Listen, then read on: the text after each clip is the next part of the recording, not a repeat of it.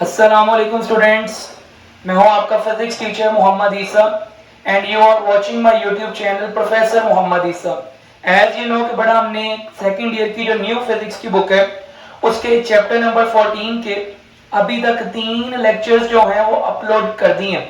आज chapter number 14 पर बड़ा फोर्थ लेक्चर है and the fourth lecture is about the motion of a mass attached with a spring. तो बेटा हमने एक मास की मोशन को डिस्कस करना है जिसको स्प्रिंग के साथ जो है ना वो अटैच किया गया और हमने ये बात पढ़नी है कि जब हम एक मास को स्प्रिंग के साथ अटैच करेंगे कि वो किस तरह सिंपल हार्मोनिक मोशन जो है ना वो परफॉर्म करेगा। तो मैं यहाँ पर फर्स्ट ऑफ ऑल जो सबसे पहला पॉइंट मैं आपके सामने मेंशन करने लगा हूं that is about the explanation। पहला पॉइंट बेटा हमारे पास है एक्सप्लेनेशन है ताकि हम आपको बता सकें कि आज के टॉपिक में what we are going to study right now, हम और आप पढ़ने क्या जा रहे हैं। तो बेटा अब इस डायग्राम नंबर 1 में देखिए हमने किया क्या। We have consider a spring, हमने एक स्प्रिंग लिया। स्प्रिंग के हमारे पास कितने एंड हैं? दो, एक एंड है राइट साइड पे और एक एंड है लेफ्ट साइड पर। इन दो एंड्स में से जो एक एंड है उसको हमने मैसम के साथ क्या कर दिया? अटैच कर दिया।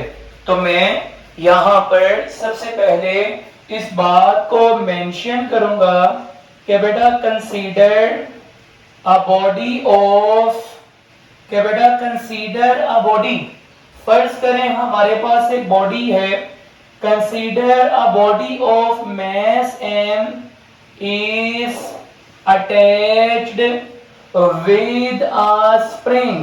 कि बेटा हमने मास m की एक बॉडी को लिया है और मास m की इस बॉडी को हमने किसके साथ अटैच कर दिया? स्प्रिंग के साथ अटैच कर दिया। तो अगर आप इनिशियली ऑब्जर्व करें सबसे पहली डायग्राम में, तो ये जो मास m की बॉडी है क्या ये रेस्ट पर है कि मूव कर रही है? The body of mass m is at rest. Mass m की जो बॉडी है वो रेस्ट पर है और इस वक्त वो है पोजीशन O पर। और याद रखें कि बेटा ये जो पोजीशन O है ना, that position O is called mean position. Position O को क्या कहते हैं? मीन पोजीशन कहते हैं। और मीन पोजीशन पर बॉडी रेस्ट में है, आई मीन बॉडी मूव नहीं कर रही। क्यों? Because the weight of the body is acting downward. इस बॉडी का जो वेट है वो डाउनवर्ड एक्ट कर रहा है, लेकिन वो जिस सरफेस पर रखा गया है that surface is applying the force in the upper direction. तो जितनी फोर्स नीचे लग रही है उतनी फोर्स ऊपर लग रही है। दोनों फोर्सेस एक दूसरे को कैंसिल कर देंगे तो नतीजतन इस बॉडी पर कोई भी फोर्स अमल नहीं कर रही। तो यहां पर मैं मेंशन करूंगा कि बेटा अगला पॉइंट इसमें आ जाएगा कि इनिशियली, कि बेटा शुरू में इनिशियली द बॉडी ऑफ, कि बेटा initially the body of mass m is at rest. कि बेटा शुरू में जो मास m की बॉडी हमारे पास है वो रेस्ट पर है। अब मास m की बॉडी रेस्ट पर, और मैंने अभी आपको सारी कहानी एक्सप्लेन कर दी कि इस पर कोई भी फोर्स अमल नहीं कर रही। तो initially the body of mass m is at rest and resultant force, और जो बेटा रिजल्टेंट फोर्स है, resultant force on it is zero. कि बेटा इस पर लगने वाली जो टोटल फोर्स है इस पर इस वक्त किसी भी किस्म की फोर्स अमल नहीं कर रही। तो हमने तो सिंपल हार्मोनिक मोशन को परफॉर्म करवाना है, हमने तो सिंपल हार्मोनिक मोशन को डिस्कस करना है। तो मैंने आपको प्रीवियस लेक्चर्स में, प्रीवियस वीडियोस में ये बात बताई थी कि अगर हम चाहते हैं एक बॉडी जो है सिंपल हार्मोनिक मोशन करे, what we have to do? We have to apply the force on that body. हमें इस बॉडी के ऊपर क्या लगाना पड़ेगी? फोर्स। तो जब मैं इस बॉडी पर फोर्स अप्लाई करूंगा तो मेरा इस बॉडी पर फोर्स अप्लाई करने से ये बॉडी मेन पोजीशन से कहां जाएगी? एक्सट्रीम पोजीशन पर जाएगी।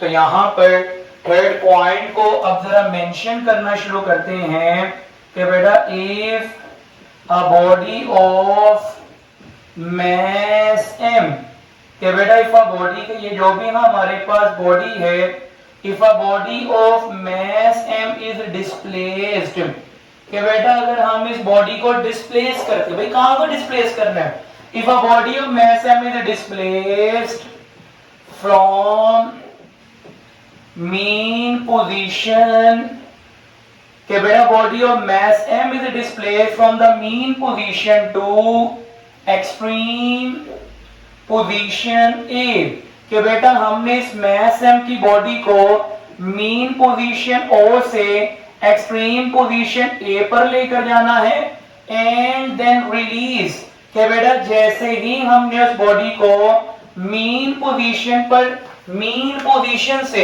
एक्सट्रीम पोजीशन पर लेकर जाना है, एक्सट्रीम पोजीशन पर ले जाने के बाद हमने इस बॉडी को रिलीज कर देना है। तो बेटा जैसे ही हम इस बॉडी को रिलीज करेंगे it will start moving toward the mean position. वो बॉडी दोबारा किस वजह से आएगी? मीन पोजीशन पर। तो जैसे पिछला लेक्चर था सिंपल हार्मोनिक मोशन, उसकी जरा पहली लाइन देखिएगा कि simple harmonic motion is produced under the action of restoring force. जब आप उस बॉडी को mean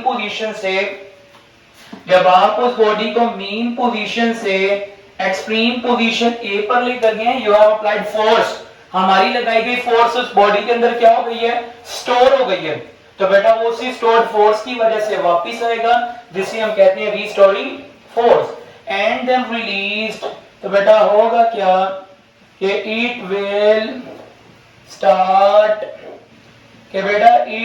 start moving toward mean position, कि बेटा बॉडी जो है दोबारा से मीन पोजीशन की तरफ आएगी ड्यू टू रीस्टोरिंग फोर्स। तो बेटा बहुत ही इंपॉर्टेंट पॉइंट है कि बॉडी जो है एक्सट्रीम पोजीशन से मीन पोजीशन किस फोर्स की वजह से आती है? तो that force is called restoring force. Hopefully ये बात आप लोग को जो है वो समझ में आ चुकी होगी। अब जब जानते हैं कि जब हम एक पिंग को भी उसकी मीन पोजीशन से एक्सट्रीम पोजीशन पर ले जाकर छोड़ते हैं, ऑब्वियसली पिंग वापस आती है, लेकिन पिंग वापस आते हुए मीन पोजीशन पर रुकती नहीं है। यानी ये बॉडी जब वापस आ रही होगी ये मीन पोजीशन पर नहीं रुकेगी बल्कि एक और पोजीशन पर चली जाएगी which is known as extreme position B, जिसे हम और आप बेटा क्या नाम देते हैं? Extreme position B. अब जब अमूमी तौर पर तलबा से ये बात पूछी जाती है कि जरा बताएं बॉडी ने मीन पोजीशन पर क्यों नहीं स्टॉप किया, तो स्टूडेंट्स अक्सर ये बात कहते पाए जाते हैं कि सर क्योंकि जब बॉडी वापस आ रही होती है ना मीन पोजीशन पर उसकी स्पीड बहुत ज्यादा होती है, तो चूंकि उसकी स्पीड मीन पोजीशन पर बहुत ज्यादा होती है तो बॉडी स्टॉप नहीं करती। जवाब कुछ हद तक तो ठीक है। अब जरा एक टर्म समझिए जो कि आपने 9th क्लास में भी पढ़ रखी है और कुछ हद तक फर्स्ट ईयर में भी, दैट इज इनर्शिया। देखिए इनर्शिया कहते हैं जिद को, किसी भी बॉडी का अपनी वेलोसिटी को चेंज ना करने की जो जिद है ना वो इनर्शिया। तो जब बॉडी एक्सट्रीम पोजीशन से वापस आ रही होती है बॉडी की स्पीड बहुत ज्यादा होती है और बॉडी अपनी स्पीड को जो वो चेंज नहीं करना चाहती, तो बेटा बॉडी का अपनी हालत में तब्दीली को पसंद ना करना that is known as inertia. तो बॉडी एक्सट्रीम से तो मीन आती है रीस्टोरिंग फोर्स की वजह से, लेकिन वो बॉडी मीन से extreme, mean to extreme A, mean to extreme B किस वजह से जाती है? Due to inertia. Body inertia की वजह से जाती है। तो इस बात को लिख देते हैं due to the restoring force तो हो गया, बट इट does not, के बेटा but it does not stop at O, के बेटा बॉडी O पॉइंट पर स्टॉप नहीं करती, does not stop at O due to maximum speed, के बेटा बॉडी की जो स्पीड है वो मीन पोजीशन पर मैक्सिमम होती है और चूंकि बॉडी की स्पीड मीन पोजीशन पर मैक्सिमम होती है that's why the body doesn't stop at the point O. Is that clear to you? Due to the maximum speed, ठीक है, and due to inertia, के बेटा inertia की वजह से, and due to inertia it moves toward, body move कर जाती है, move toward another position, कि बेटा वो एक और पोजीशन पर चले जाती है, डेट इज बेटा एक्सट्रीम पोजीशन बी, जो कि बेटा कौन सी पोजीशन है, एक्सट्रीम पोजीशन बी है। तो इसमें जो दो चीजें याद रखनी है बेटा, एक्सट्रीम से मीन कौन लेकर आता है, restoring force, mean to extreme कौन सा फैक्टर लेकर जाता है, that is inertia. Is that clear to you? अब आ जाइए जरा चलते हैं बेटा इस टॉपिक की मैथमेटिक्स की जानिब। क्लियर? आइए बेटा अब इस लेक्चर की जो मैथमेटिक्स है उसकी तरफ जो है ना मूव करते हैं। जो इस टॉपिक की डेरिवेशन है, हम उसकी जानिब जो है वो बढ़ रहे हैं। तो बेटा डेरिवेशन जो है वो अमूमी तौर पर बहुत सारे स्टूडेंट्स को जो है ना वो मुश्किल पेश आती है। तो कोशिश कीजिएगा कि डेरिवेशन को बहुत तवज्जो से ना सिर्फ समझिएगा बल्कि इसको नोट भी कर लीजिएगा। तो हमने गुफ्तगू का आगाज कहां से किया, एक्सप्लेनेशन की दूसरी लाइन, कि हमें इस बॉडी के ऊपर फोर्स लगानी पड़ेगी।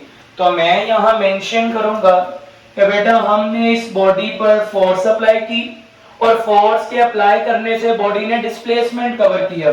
सो that force is directly proportional to the displacement.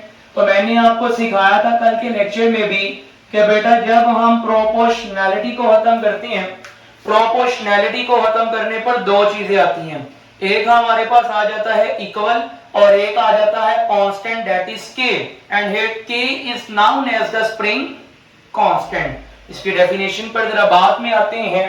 और बेटा अगर के फाइंड आउट करना है तो बेटा x जो है वो मल्टीप्लाई हो रहा है इक्वल के दूसरी तरफ जाकर क्या हो जाएगा, डिवाइड हो जाएगा। तो ये बन गया कि बेटा k is equals to the minus F over x.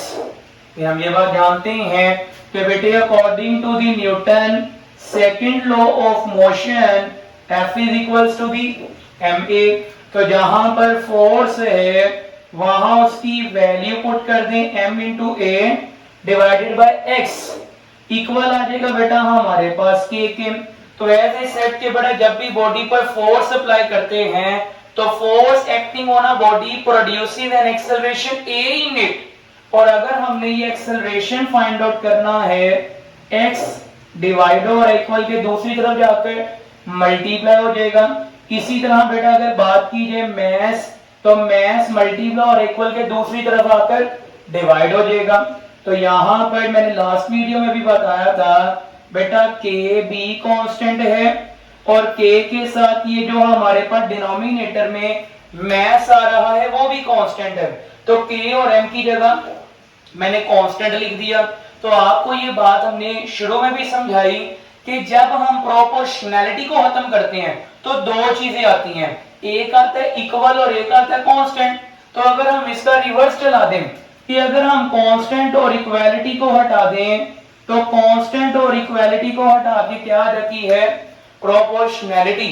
तो यहां पर पहले इस पॉइंट को लिख देता हूं कि बेटा द एक्सेलरेशन, कि बेटा ये जो एक्सेलरेशन है, the acceleration is directly proportional to the displacement. कि बेटा एक्सेलरेशन जो है वो किसके डायरेक्टली प्रोपोर्शनल है, acceleration is directly proportional to the displacement and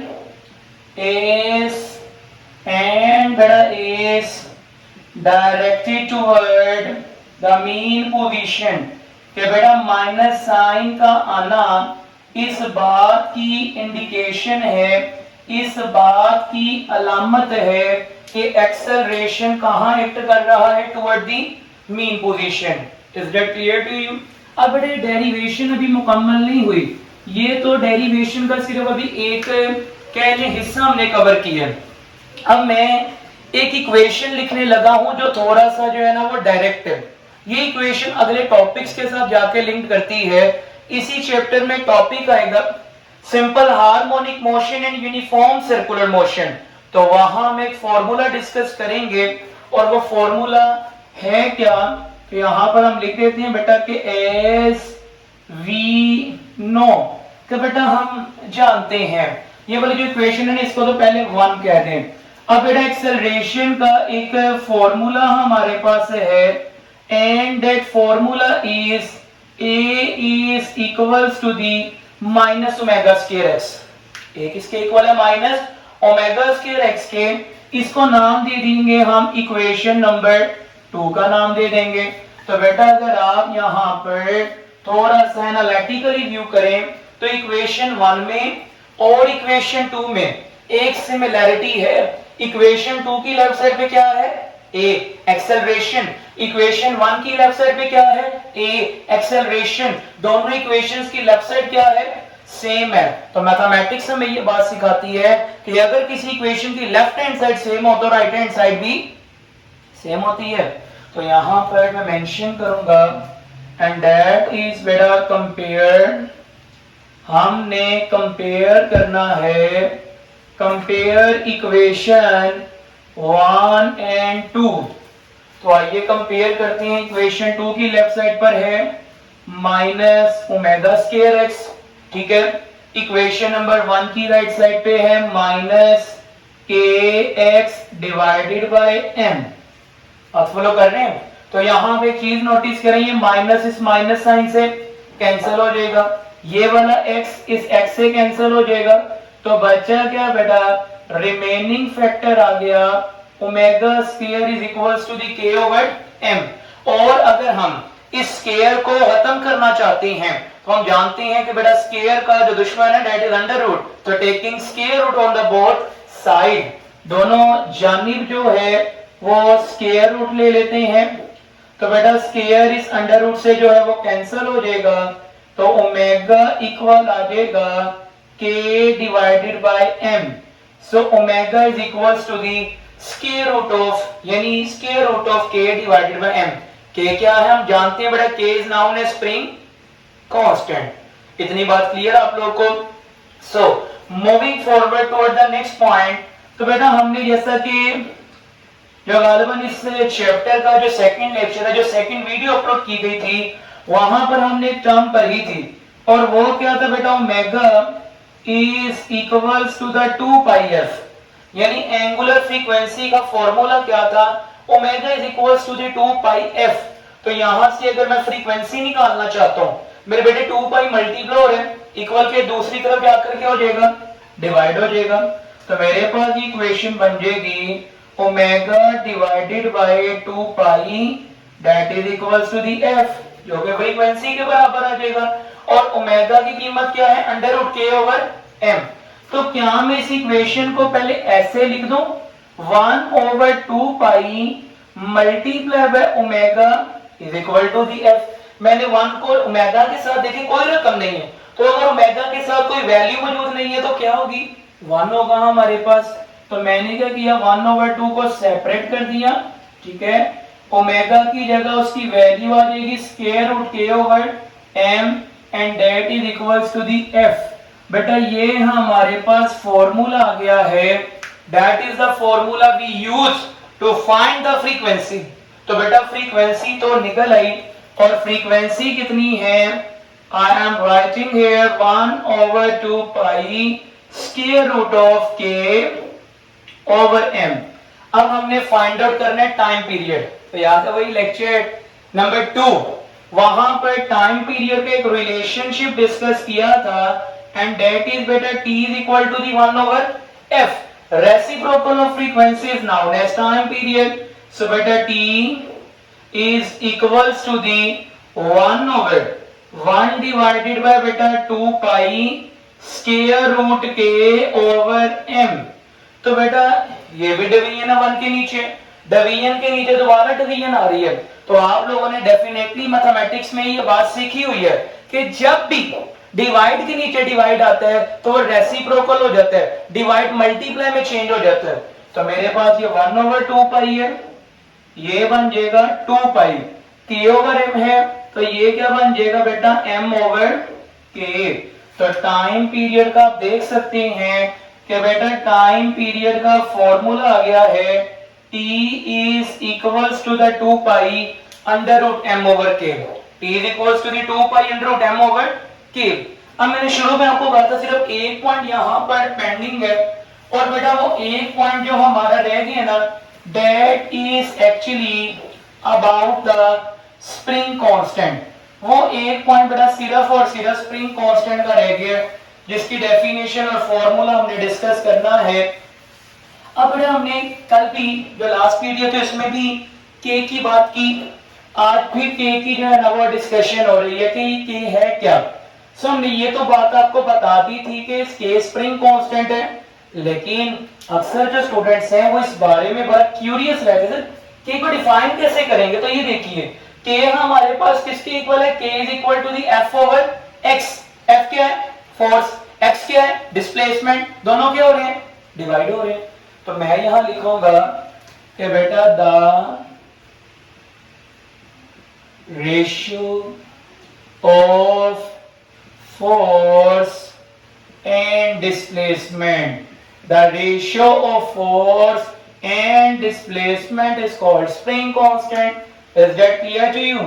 Second thing हमारे पास आ जाएगी बेटा इसका फॉर्मूला, और फॉर्मूला के बाद हम मेंशन कर देंगे एसआई यूनिट। तो बेटा फॉर्मूला बना बनाया मौजूद है, कोई हमें बहुत ज्यादा hard and fast rule apply करने की जरूरत नहीं है कि बेटा के किसके इक्वल है, K is equals to the F over X। Unit find out करना है, unit of force is newton, unit of distance is metre, metre की पावर कुछ नहीं तो +1, न्यूमरेटर में जाकर -1। तो बेटा ये हमारे पास स्प्रिंग कांस्टेंट का कौन सा यूनिट है, डिराइव्ड यूनिट है। और अगर हमने इसका बेस यूनिट निकालना है, न्यूटन की वैल्यू लगा दें। न्यूटन की वैल्यू क्या होती है, किलोग्राम मीटर पर second square.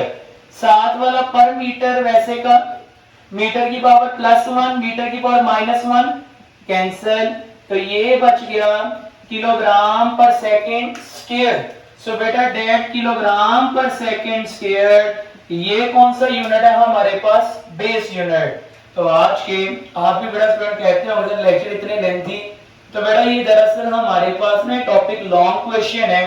So that's why फिर आप जानते हैं लॉन्ग क्वेश्चन को तो लॉन्ग ही की तरह का करना पड़ेगा ना। तो किलोग्राम मैस है, मैस की डायमेंशन है m, सेकंड टाइम, और टाइम की डायमेंशन कितनी है हमारे पास t। So that mt square is basically the dimension of a spring constant. ठीक है, तो ये बेटा चैप्टर की हमने आज ये फोर्थ आपके साथ लेक्चर जो है वो शेयर किया है, that is about the motion of a mass attached with a spring. Long question है, इसको अच्छे से जो है ना प्रिपेयर कीजिएगा। ठीक है, तो कोई भी अगर आपको इससे मुतालिक कोई क्यूरी कोई क्वेश्चन हो तो आप कमेंट में जो है वो लाजमी पूछ सकते हैं। इंशाल्लाह आपके जो भी सवालात होंगे उसका लाजमी तौर पर जवाब दिया जाएगा। तो आपसे मुलाकात होगी इंशाल्लाह नेक्स्ट वीडियो में, तब तक के लिए हमें इजाजत दीजिएगा। खुदा हाफिज़, नासिर।